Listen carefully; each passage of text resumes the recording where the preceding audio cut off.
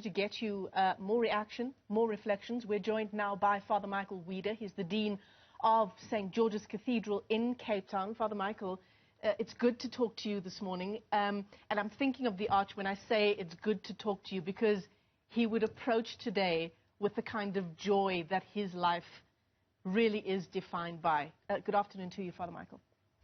Good afternoon, and to everybody watching. I want to talk to you about, the last time certainly that we saw, and many South Africans, people in Cape Town as well, that we saw the Arch in public. And it was actually at his 90th birthday celebration at St. George's Cathedral. It's the church that he once led, and who would have thought at the time that that would be the last time he would be in St. George's Cathedral? Yeah.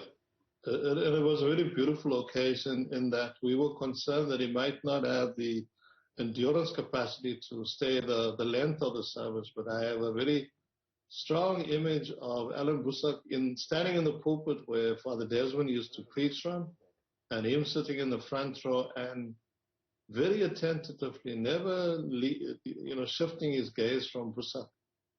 And I remember going through what the period in the liturgy we call the peace. I went to my lay and I said, "Is Father okay?" And she said yes. He consulted him and he stayed till the end of the service. So I think it was sheer willpower, defeating the body and just pursuing it in the way that he has engaged other struggles in life.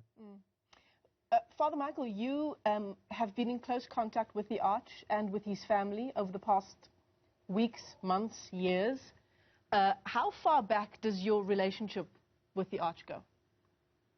Well, the latter days has been shared with Archbishop Thabo, who would call him on a Friday morning, and also I was so pleased to know that he was able to celebrate the Eucharist with the Tutu family, including Father Desmond, on Christmas Day at 11 o'clock. And my association, as with many clergy of a certain generation, goes in my first year as a priest in 1986 when I was in the parish of Factoryton, and he became our Archbishop. Wow. There's an exchange that I found between you and the Arch, Father Michael. It was when, as you call him, Father Desmond, called you on the day when a particular photograph of you being dragged away by apartheid police appeared in the Cape Times. Tell us about that. I was in the parish of Ashton Montague, and there'd been a sit-in at the local municipality, and I was in a small group of women mainly that had been tear-gassed. And then I was dragged from where we were sitting at the gate of the municipality to the police van with my arms outstretched and the two cops dragging me. And so that appeared on the front page of the Cape Times. I think it was a Benny Gould photograph. And then he called me up in a very stern, teacherly tone, said to me, "I was expecting you to be at a meeting with me at Bishop's Court. And here I find you being dragged across the front page of the Cape Times." And I said, I wasn't quite sure, how to read the tone, but then I ventured forth and I said, "Father, would you have preferred to see me being dragged across the back pages of the Sunday Times, where a lot of English clergy, for various scandalous reasons, were often ending up?" And then he just cackled away. So I thought, okay, I'm safe home. I can just hear him, hear that laugh that we all know and love.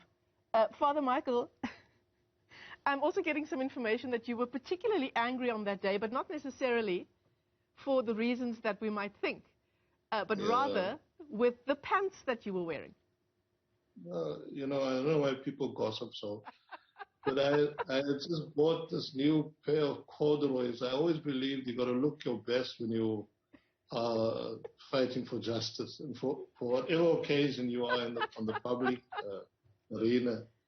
And these fellows dragged me, with my backside across, and then they commented about my weight in very unpoetic ways in Afrikaans, comparing me to a porky. And I'm thinking as I'm being dragged, but this thing is still on labor at Woolies, you know. I haven't even paid for it yet, and yet it was being wrecked and ruined for justice sake. All in the name of justice.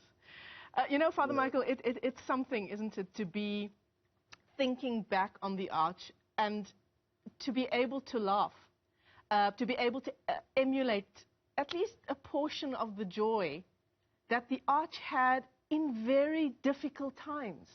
That surely will be a big part of his legacy. I think in 2006, I was invited to accompany the arch as he shot a fair. We went to Bali, the US, to Germany, to the UK. And in briefing me before the trip, his then PA, Lavinia Crawford Brown, coached me in some very essential expectations that I should have about the people that he meets. And she said that many people will come to you and present themselves as best friends of the Archbishop. And she said, Father only has one best friend, and that's Malaya. And that's true. Throughout that trip, I saw that people, and they really believed it.